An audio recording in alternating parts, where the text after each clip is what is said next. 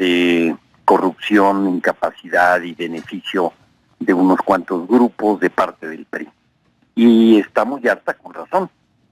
Y yo creo que Alito no representa cosas diferentes. No le veo proyecto de nación. La dirigencia de un partido tiene que formular un proyecto de nación.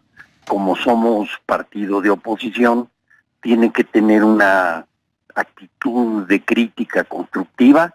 Oye, te digo que no a esto, pero te digo que sí a lo otro, y espero contribuir a ello, al objetivo final, que es que el país esté mejor. Los partidos son, al final de cuentas, solo un instrumento para lograr que el país esté mejor. No le veo esta concepción, esta capacidad a Alito, sino más bien una capacidad de negociación para poder ayudarle a los gobernadores y demás cosas a que tengan recursos. Hay quien le llama al gobernador Moreno no Alito, sino AMLito, para dar cuenta de que es cercano al presidente de la República. ¿Eso es cierto? Bueno, las últimas reuniones entre ellos han sido bastante calurosas, digamos, de amigos. Uh-huh. Pero en la campaña se dijeron cosas muy duras entre ellos. El candidato López Obrador lo acusó de haberse construido una casa de 120 millones de pesos en Campeche. Alito le dijo cosas muy duras en contra del candidato. Bueno, se dijeron cosas feas. ¿Tan feas como cuando fue tu campaña por la presidencia? No. No, más feas todavía. ¿Más todavía? Sí. ¿Cómo cuál recuerdas? Sí. No me gustaría mencionarlo, pero por ejemplo le dijo que él había sido el que había muerto a su hermano en un accidente de niños. Uh-huh. Digo, cosas feas. Cosas rudas, digamos. Rudas, injustas y falsas. Y no válidas, digo, no. Hasta la política debe tener ética, ¿no? ¿Tú por eso no crees que en este caso la candidatura del gobernador se impulse a partir de una buena relación con el presidente de México? ¿Tú no crees que exista tal cosa? Yo creo que se está hoy aparentando esa buena relación. No juraría que es una buena relación basada en la experiencia de los dos, ¿no? Pero digamos que para lo que tú ves como priista, ex candidato a la presidencia, figura política, lo que tú dices, el gobernador de Campeche no estaría a la altura de lo que el PRI necesita para no morir. A ver, no sé si estemos de acuerdo, yo creo que sí lo estamos, en que los partidos son un instrumento nada más. El objetivo final es que el país esté mejor. Para lograr eso, necesitas una crítica inteligente, de eso somos partido de oposición. Entonces necesitas una crítica inteligente, razonada, pensada, constructiva, no con ánimo de destruir, sino con ánimo de contribuir a que las cosas se hagan mejor. Y eso implica una experiencia, un conocimiento de las cosas para que funcionen. Déjame preguntarte las cosas de esta manera, Francisco Labastida. Más allá de Alito, más allá del momento específico de una contienda para ver quién queda de presidente del PRI, déjame ir a lo profundo y a lo histórico. Estamos hablando, bueno, tú dices, y retomo tu idea, los partidos son un instrumento. De lo que se trata es de que le vaya bien al país. Y coincido con la palabra instrumento. La pregunta y la respuesta obligada es ¿instrumento para qué? Un instrumento en el caso del PRI, pues históricamente el PRI ha sido, para decirlo claro, una suerte de partido de Estado, una parte de un sistema, de un entramado político que durante décadas gobernó a México en una lógica, bueno, descríbemela tú, Francisco, ya a estas alturas del partido podrás decir las cosas con mucha claridad. ¿Qué ha sido el PRI históricamente? Bueno, ha sido un instrumento para otorgar privilegios y canonjías. ¿Punto? Sí. Pues también ha sido un instrumento para poder crear instituciones digo, al final de cuentas el Seguro Social, el ISSSTE, el Infonavit, etcétera, fueron creados en gobiernos del PRI. Entonces tuvo la capacidad y el talento de crear instituciones que le servían a la mayoría del pueblo de México. Las dos cosas, privilegios y canonjías e instituciones. Eso es el PRI.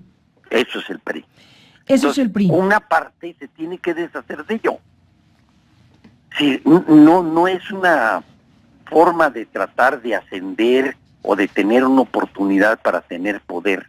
Es una forma para servirle al país y a los mexicanos, nada más. Ni nada menos. Y nada menos. Y el PRI, Francisco, con toda honestidad, en esta lógica nueva que existe, en este nuevo momento que se vive, bueno, el PRI como PRI, con esta historia mezclada, esta dualidad que dices, por un lado, el instrumento para conceder privilegios y canonjías, pero también para construir instituciones, esta definición que haces clarísima de lo que ha sido el PRI, ese PRI, pues no es que esté condenado a la extinción, sino que las urnas dijeron que se extinguió prácticamente. El PRI hoy es un partido de oposición disminuido como nunca. Testimonial, digamos. Testimonial. Sí. Eres amable, testimonial. Sí, es así. Pues sí, quiere decir que la gente dijo, no más PRI de esa manera. ¿Y por qué? Por los excesos de corrupción que se dieron. ¿Por qué los escándalos ahorita de Lozoya y de las raterías que se dieron ahí? Por eso. Pues claro, la gente dijo, ya basta, ¿no? Yo tenía un amigo mío yucateco, muy inteligente y muy simpático, ya muerto, que decía, oye, lindo, todo exceso es mucho, ¿eh? Y aquí se pasaron, ¿no? Aquí se pasaron, pero muchísimo. Muchísimo, se pasaron de la raya. Sí. ¿Te refieres? Y la ley debe ser para todos, Carmen, para todos. Francisco, ¿se pasaron del sexenio de Peña para acá o antes? Yo diría que el último sexenio son los abusos mayores que yo conozco. ¿Te escandaliza el gobierno de Peña comparado con el gobierno de Salinas? Sin duda alguna. A ver. Déjame decírtelo de esta manera. El peor sexenio para Pemex en su historia, desde la expropiación en 1938, ha sido el sexenio pasado. Cuando se inicia el gobierno, en 2012, Pemex debe 2 millones de millones, 200,000 millones de pesos. Es muy difícil comprender esas cifras. Pero sube la deuda en 6 años en más de 70%. Y la producción cae de 2,5 millones a 1,600,000 y algo. Y las reservas caen de 13,000 millones de barriles a 7,000 y pico. Es decir, las refinerías pasaron de 80 y tantos % de reutilización de la capacidad instalada, cuando el promedio mundial es 92, pasaron al 37. Ha sido el peor sexenio con mucho. A ver, Francisco Labastida Ochoa, el peor sexenio con mucho, te pregunto, ¿por ineptos o porque quisieron matar a Pemex?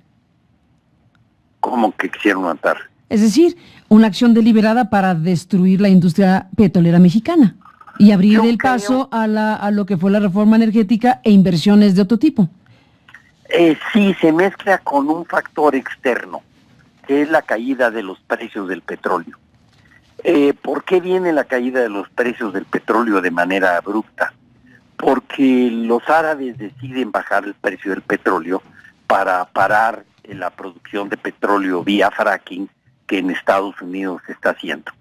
Entonces bajan el precio de $110 a $20 por barril con el propósito de desanimar y desalentar la producción de petróleo en Estados Unidos. Hoy, a pesar de eso, Estados Unidos es el primer país productor de petróleo del mundo. Francisco Labastida, bueno, has dicho cosas muy fuertes en tu análisis crítico, cosa que te agradezco porque de eso se trata. Se trata de decir con crudeza lo que hoy está viviendo este partido que forma parte de la historia de México y que hoy está en su encrucijada, tú dices, con posibilidades de extinguirse si es que da el paso para que se nombre como presidente a el gobernador de Campeche. ¿Y si se nombra otro, se salva? Mira, cualquiera de ellos la va a tener muy difícil, cualquiera. ¿Por qué? Porque las condiciones son muy adversas. Entonces cualquiera de ellos va a tener que formular un proyecto de partido y de nación que le diga algo a los mexicanos.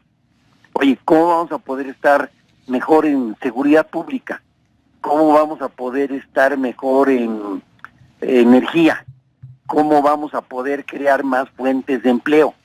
¿Cómo vamos a hacer que esta sociedad tan dispar, tan desigual, pueda cerrar las diferencias entre los que tienen todo y los que no tienen nada?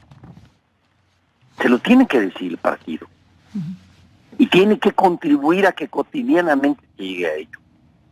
Y un partido político con su historia, sus usos y costumbres, sus arraigadas maneras de entender la política, como lo dijiste con claridad, como instrumento para privilegios y canonjías, está realmente en posibilidades de reinventarse para que entonces sea instrumento para ayudar a construir instituciones. Y a lo que tú acabas de decir, ¿realmente el PRI tiene esa posibilidad de transformarse de tal manera para hacer otra cosa? Carmen, me gusta el término, tiene que reinventarse. El PRI tiene que reinventarse. Si tiene la capacidad o no, el tiempo lo dirá. Mira, yo he procurado siempre decir lo que pienso, tú lo sabes. Cuando Moreira fue presidente del partido, yo dije públicamente en varias ocasiones que yo no me paraba en el partido en tanto ese señor estuviera al frente del partido. ¿Y lo hiciste? Y lo hice. ¿Y por qué pensabas eso de un personaje tan distinguido? Aprecio tu sentido del humor, porque lo conocía. Inclusive me invitó el candidato Peña a platicar y me dijo, oye, me están provocando problemas tus declaraciones. Uh-huh. ¿Me puedes ayudar? Le dije, mire, depende de lo que signifique ayudar, vamos definiéndolo. Uh-huh. Yo no voy a cambiar de opinión, ¿eh? Eso se lo digo con absoluta claridad y franqueza. Puedo ser menos, puedo hablar menos, pero no va a cambiar de opinión, ¿eh? Y ya que estamos tratando el tema, perdón, usted no sabe los defectos que tiene el personaje que nombró. Y entonces se lo dije. Dijo, ¿todos esos? Pues todos esos. ¿Nos los puedes compartir hoy para saber qué le dijiste a Peña Nieto? Desde que toma el gobierno con 300 millones de pesos de deuda pagables, a llevarlo a 36 mil millones de pesos sin hacer obra, o prácticamente sin hacer obra. Permitir la entrada de grupos de narcotráfico al Estado. Conductas personales escandalosas. ¿Quieres que siga? Sí. Ya es suficiente. ¿Puedes detallar este tema de permitir abrir la puerta a los narcos al Estado? ¿Solo abrir la puerta o participar de? O acordar, o negociar. Y entraron los grupos más duros, que son los Zetas. ¿Crees que lo que ha sucedido con él es suficiente, acorde a lo que tú sabes de su historia? Yo creo que la ley es pareja y tiene que aplicarse a todos. ¿Incluyéndolo? Claro. Nadie debe quedar exceptuado de ella. Déjame retomo este hilo, Francisco.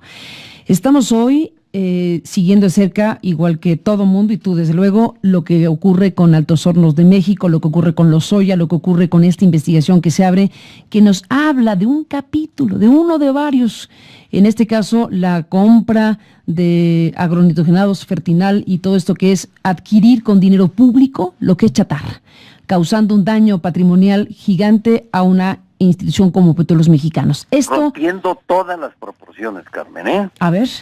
Porque nos conocíamos, oye, yo pido una comisión de 5 o de 10% por una obra, pero Mancera Hermanos hizo una evaluación de agronitrogenados de 19.5 millones de dólares. Uh-huh. Y la compran en 275. O sea, de 19.5 millones de dólares, ¿eso es lo que valía? Eso es la evaluación. Según Mancera Hermanos. Sí. 19 millones de dólares y la vendieron en... 19.5, no le rebajes. Bueno, casi 20, si quieres subirle. Casi 20 millones de dólares valía, según Sí. Mancera y Hermanos, y la vendieron...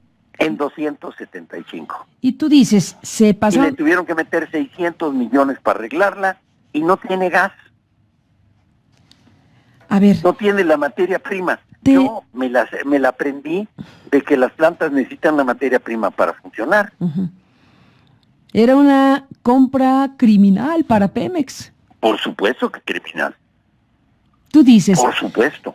se pasaron de la raya y dijiste algo hace un momento de pasadita y lo retomo. Dijiste, bueno, podría, entre comillas, en la lógica de la corrupción, haberse, entre comillas, muy entre comillas, admitido una comisión del 5%. En la lógica... No, admitido nada. A ver. Digamos, lo que conocemos históricamente. No admitido, sí. Lo que hubiera sido en la lógica de la corrupción histórica, ¿no? Exacto. Un 5% que es corrupción, pero 5%. Sí, por supuesto. Aquí se pasaron de la raya. 1,300%. ¿Y eso, Francisco Labastida, crees que se queda en el circuito del señor Lozoya o hay que ir para arriba? Hay que llegar hasta donde sea necesario. El Consejo de Administración, los secretarios de Estado que forman parte del Entonces, Consejo. el Consejo de Administración ni siquiera lo autorizó. Lo pasaron por conducto de una filial. Pemex tiene varias filiales. Pemex Petróleo Internacional, la que se encarga de comprar y de vender. Y fue la PMI y fue la que hizo la operación. No pasó por el Consejo. Bueno, pasó de pasadita, porque ayer vimos, ayer nos comentó Penilei Ramírez que en el acta de la sesión donde se mencionó el tema, se mencionó en el punto 34 en 2 renglones, pero no parece que hubo debate alguno en el Consejo de Administración. Se dio cuenta de que se adquirió. Sí, por eso se dio cuenta, no se debatió. Se dio cuenta. Informo que ya pasó esto. Exactamente. Sí, fue todo. ¿Tú crees que...? Sí. Yo sé que algunos de los miembros del Consejo opinaron en el Consejo de forma absolutamente contraria. No les hicieron, no les hicieron caso que les dieron la vuelta. Obviamente, porque ahí está la compra-venta ya hecha. Exactamente. Ahora, aquí estamos en un momento, déjame ir a la parte política histórica de México. Tú que has vivido todo lo que has vivido, incluyendo la posibilidad de ser presidente de México, tendrás una opinión del momento histórico cuando tenemos un cambio político como el que ha encabezado López Obrador, que está planteando como tema central el combate a la corrupción de aquí para adelante. Pero dice, yo soy partidario de no remover los asuntos del pasado e incluso utiliza la frase de punto final. Tiene que meter a la cárcel a todos los que hayan violado la ley. Empezando por... Por el que quieras. ¿Peña? Por el que quieras. Si no hay excepciones. Es así de sencillo. No hay excepciones. No debe haber excepciones. ¿Tú crees que López Obrador nos engaña con la verdad cuando dice yo pienso que es mejor el punto final, pero en el fondo, tienes una fiscalía autónoma, pero al final de cuentas tienes un gobierno que determina ir a ampliar la denuncia por Pemex ante la fiscalía por el tema agronitrogenados? Entonces hay un mensaje doble. No hay punto final posible si vas a abrir investigaciones como esta. Por fortuna. No, yo estoy seguro que la realidad lo va casi a obligar a que le meta mano a los problemas y meta a la cárcel a los que violaron la ley. Quiera o no quiera. Quiera o no quiera. No hay alternativa. Afortunadamente. No hay alternativa para Andrés Manuel. Sí. A ver, Andrés Manuel, déjame decir algo en defensa de él. No, si no estamos atacando, lo estamos definiendo el momento. No. Pero a ver, en defensa de López, ¿qué dice Labastida en defensa de Andrés Manuel? Quiero ponerlo en contexto. Hereda un Pemex absolutamente tronado y quebrado, con una deuda que creció en más del 70%, con todas las plantas hechas un desastre, con la producción petrolera cayéndose dramáticamente. Es decir, encontró algo, tú dijiste ahorita, ¿lo hicieron intencionalmente o fue producto producto de la ineficiencia. Yo digo, yo creo una consecuencia, una mezcla de todo. Lo hicieron intencionalmente, fue una mezcla de la caída de los precios del petróleo y de la ineficiencia y de la corrupción. Francisco Labastida, dices tú que se meta a la cárcel a todos los que se van a meter a la cárcel. ¿Tú te imaginas en México un símil de lo que pasa en Perú, por ejemplo, que tienes con el caso de Brecht prácticamente a todos los expresidentes de Perú o presos o prófugos, o en el caso de Alan García suicidado, o toda la clase política del más alto nivel procesada judicialmente? ¿Ves en México algo así? Te lo voy a poner en estos términos, porque soy brujo, no soy economista, no. Oye, es un gran lapsus el tuyo, ¿eh? Soy brujo, no economista, y al revés. No, soy economista. A lo mejor los economistas son algo brujos, pero a ver. No sé si se va a hacer o no se va a hacer. Lo que sí puedo decir es si deseo que renazca el país en ese sentido. Sí deseo que renazca el país en ese sentido. Ahora, siempre tienes que pasar por un costo y una crisis para lograr obtener un beneficio. Y si el costo es un grado de inestabilidad, que es a lo que le teme Andrés Manuel, según ha dicho, un grado de inestabilidad o de situación de enfrentamiento